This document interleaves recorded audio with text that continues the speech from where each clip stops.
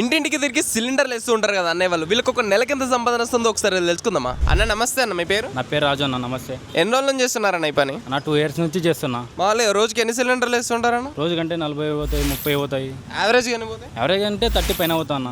Salary ఏంటి, monthly వైజా లేదంటే day wise ఉంటుంది? డే వైజ్ ఉంటుంది అన్న. ఎంత రోజు? రోజుకంటే 800 అన్న. మీకు ఏమైనా ఖర్చులు ఉంటాయి అన్న? ఫుడ్ ఖర్చులు అయితే ఉంటా అన్న. రోజుకి ఏం లేదంటే 200 వరకు ఉంటుంది. పెట్రోల్ ఖర్చు, డీజిల్ ఖర్చు అవన్నీ ఉంటా అన్న. థ్యాంక్ యూ అన్న, థ్యాంక్ యూ. అన్నయ్య ఒక రోజులో 30 సిలిండర్లు వేస్తూ ఉంటాడంట. ఒక రోజుకు సుమారుగా 7 నుంచి 8 గంటలు పనిచేసి 800 రూపాయలు సంపాదిస్తారంట. అన్నయ్య ఒక నెలలో ఖచ్చితంగా 5 రోజులనే లీవ్ తీసుకుంటాడంట. సో 800 రూపాయలని మనం 25 రోజులు క్యాలిక్యులేట్ చేస్తే 20,000 రూపాయలు అవుతుంది ఒక నెలకి. అన్నయ్య వాళ్ళకి ఫుడ్ ఖర్చులు, ట్రాన్స్పోర్ట్ ఖర్చులు ఓనర్ వాళ్ళే చూసుకుంటారంట. సో అన్నయ్యకి వచ్చిన 20,000 నుంచి అన్నయ్య ఏమైనా చిన్న చిక్క ఖర్చులు పెట్టుకుంటే ఒక నెలకి ఈజీగా 15,000 వరకు మిగులుతాయంట. నెలకి 15,000 రూపాయలతో ఎలా గిట్టుబాటు అవుతుందో ఏమో అన్నయ్య వాళ్ళకి. ఇది కష్టమయ్యా, ఇది వ్యాపారం.